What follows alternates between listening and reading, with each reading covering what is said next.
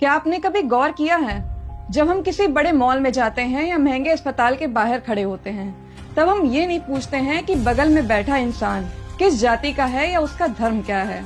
वहाँ हम सिर्फ इंसान होते हैं।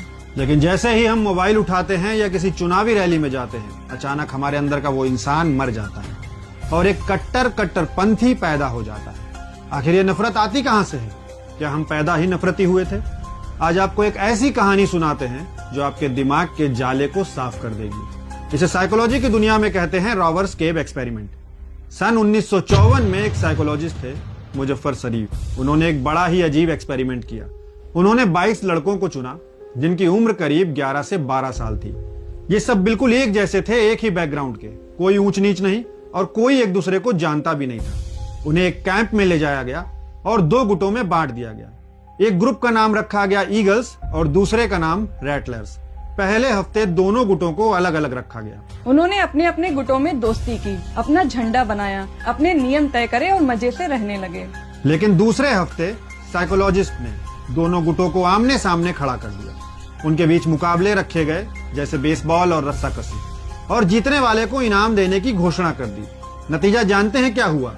जो बच्चे कल तक एक दूसरे को जानते भी नहीं थे, वो एक दूसरे के खून के प्यासे बन गए। उन्होंने एक दूसरों को गालियां दी, झंडे जलाए और केबिन में घुसकर तोड़फोड़ की।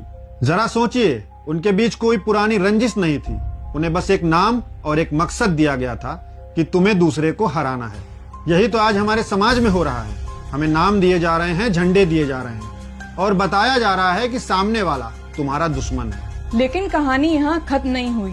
अब उन्हें फिर से दोस्त बनाना था। साइकोलॉजिस्ट ने कैंप पे पानी की सप्लाई काट दी। जब दोनों गुटों ने मिलकर समस्या खोजी तो पाइप में फंसी एक बोरी मिली। दोनों ने मिलकर उसे निकाला और पानी चालू हो गया। फिर एक ट्रक जिसमें सबका खाना था, उसे जानबूझकर रास्ते में फंसा दिया गया। दोनों गुटों ने साथ मिलकर धक्का लगाया, तब जाकर खाना मिला। शाम को जब उन्होंने साथ में मिलकर फिल्म देखी तो वहाँ न कोई ईगल था, न कोई रैटलर। वहाँ सिर्फ 22 लड़के थे। इस प्रयोग ने इंसानियत का एक डार्क सच उजागर कर दिया। हम नफरत भी अपनी सुविधा के हिसाब से करते हैं। आजादी की लड़ाई में किसी ने जाति धर्म नहीं पूछा, पर जैसे ही चुनाव आते हैं या सोशल मीडिया पर कोई भड़काऊ पोस्ट आती है, हम फिर से गुटों में बंट जाते हैं। ये दीवारें सिर्फ हमारे दिमाग की प्रोग्रामिंग है। इंसान का दिमाग एक स्पंज की तरह होता है, जो देखोगे वही सोखोगे। अगर 24 घंटे नफरत देखोगे तो दिमाग नफरत ही उगलेगा। इसलिए अगली बार जब कोई आपको किसी के खिलाफ भड़काए तो इस प्रयोग को याद करना और किसी को भी अपने दिमाग से खेलने मत देना।